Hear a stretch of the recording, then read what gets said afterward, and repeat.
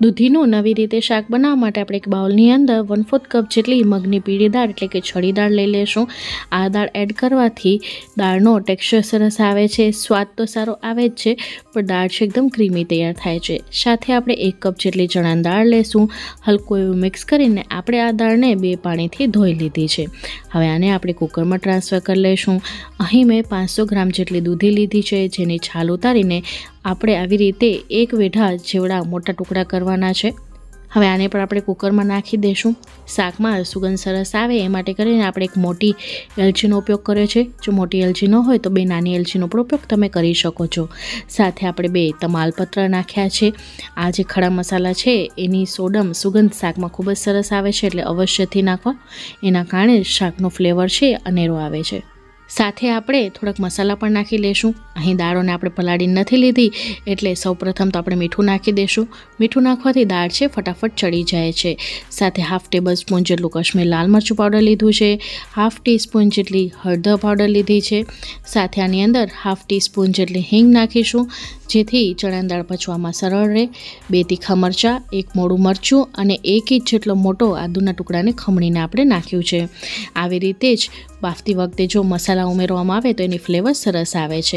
14 થી 15 નંગ જેટલા મીઠા લીમડાના પાન પણ આપણે આ સમયે ઉમેરી લઈશું। મીઠા લીમડાના પાન જ્યારે શાકમાં બફાય છે તો એનો જે સ્વાદ ને સુગંધ છે એ વધારે સરસ આવે છે।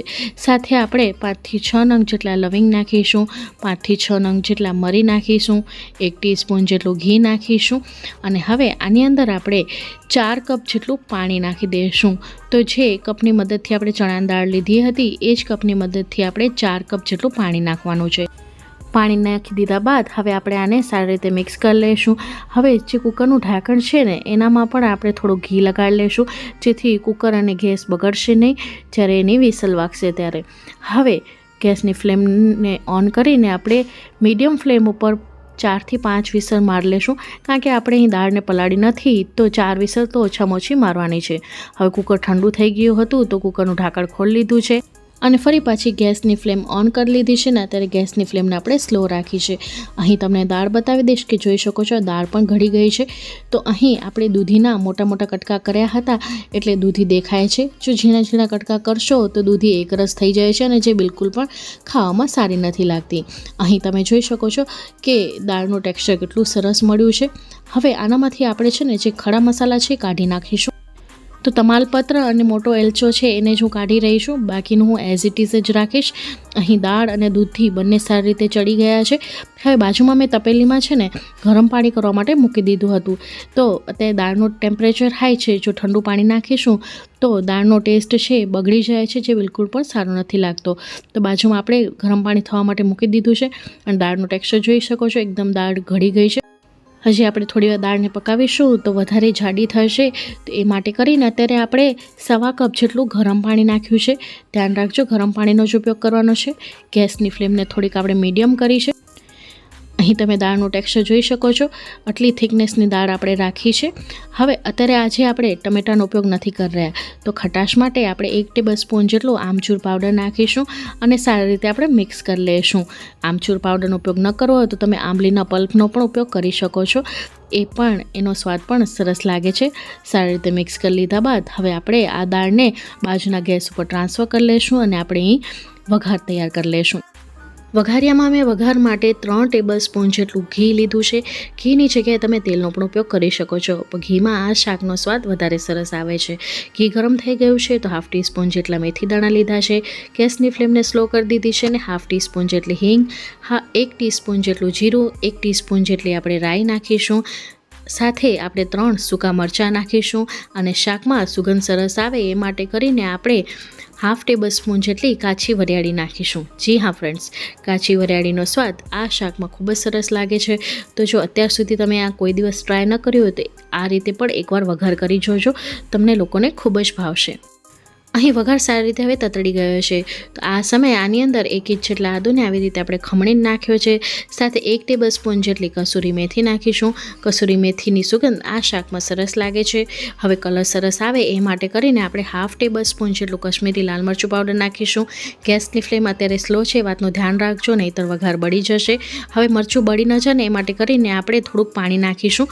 પાણી નાખતી વખતે સાવચેતી નાખવાની, કારણ કે વઘારમાં આવી રીતનો તેલ છે એટલે ભડકો થાય છે, તો આ સ્મોકી ફ્લેવર કહેવાય છે.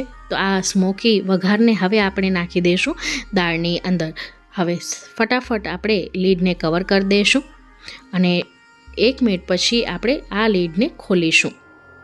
તો 1 મિનિટ પછી તમે જોઈ શકશો કે વઘારની સુગંધ છે એ દાળમાં બેસી ગઈ હશે. હવે વઘારિયામાં જે બાકી રહી ગયેલો વઘાર છે એનામાં થોડીક આવી રીતે દાળ નાખી અને એને પણ આપણે લઈ લઈશું અને સારી રીતે આપણે એને ચલાવી લઈશું. તો દાળનો કલર જોઈને જ તમને ખબર પડી ગઈ હશે કે આ દાળ કેટલી સરસ બની છે. પણ હજી પણ આમાં આપણે અમુક મસાલાઓ કરીશું. હવે તમે જોઈ શકો છો જેમ જેમ આ દાળ પાકી તેમ તેમાં ઘાટી થઈ ગઈ છે. હવે આની અંદર આપણે 4 થી 5 ટેબલ સ્પૂન જેટલી બારીક સમારેલી કોથમીર નાખીશું. હવે દાળનો થિકનેસ થોડીક ઘાટી થઈ ગઈ છે, થોડીક ઠંડી થશે તો વધારે જાડી થઈ જશે. એ માટે કરીને એની કન્સિસ્ટન્સી સેટ કરવા માટે આપણે ફરી પાછું થોડુંક ગરમ પાણી ઉમેરેલું છે. તો લગભગ પોણા કપ જેટલું અત્યારે આપણે ગરમ પાણી નાખ્યું છે.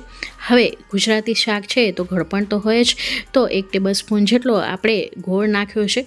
જો તમને આ શાકમાં ગળપણ ન પસંદ હોય તો તમે આને સ્કીપ પણ કરી શકો છો. અમને આ થોડુંક ચટપટું શાક પસંદ છે એટલે મેં આ સમયે આની અંદર ગોળ નાખ્યો છે. હવે સારી રીતે મિક્સ કરી લઈશું. હવે છેલ્લે આની અંદર આપણે 1 લીંબુનો રસ નાખીશું અને સારી રીતે મિક્સ કરી લઈશું. હવે આ દાળ પાકીને તૈયાર થઈ ગઈ છે. તો છેલ્લે આની અંદર આપણે 1/2 ટેબલ સ્પૂન જેટલો દાળ શાકનો રેગ્યુલર મસાલો નાખીશું. સારી રીતે મિક્સ કરી લઈશું. તો ગરમ મસાલો છે સૌથી છેલ્લે જ નાખો, નહીંતર શાક છે એ કાળું પડી જાય છે. અને હવે આ શાક તૈયાર છે પીરસવા માટે. તો ફ્રેન્ડ્સ, આ શાકને તમે રોટલી, રોટલા, ભાખરી કે છેલ્લે ભાત સાથે આ શાક ખાવાની મજા જ કંઈક અલગ છે. તો જોયું ને કેટલું સરળ અને ઇઝી છે દૂધી ચણાની દાળનું આ શાક. મને ખાતરી છે કે આ રીતે તમે કોઈ દિવસ આ શાક નહીં બનાવ્યું હોય તો એકવાર આ શાક જરૂરથી બનાવજો. આજની આ મારી રેસિપી તમને કોઈ પણ કારણોસર ગમી હોય તો પ્લીઝ વિડીયોને લાઇક, શેર, ચેનલને સબસ્ક્રાઈબ કરવાનું ન ભૂલતા. બાજુમાં આપેલી બેલ બટનને દબાવીને ઓલનું નોટિફિકેશન દબાવજો, જેથી મારા આવનારા વિડીયોઝની નોટિફિકેશન તમને મળતી રહે. હું ફરી મળીશ હજી એક આવી જ નવી રેસિપી સાથે. ત્યાં સુધી આવજો. Bye, take care, thanks for watching.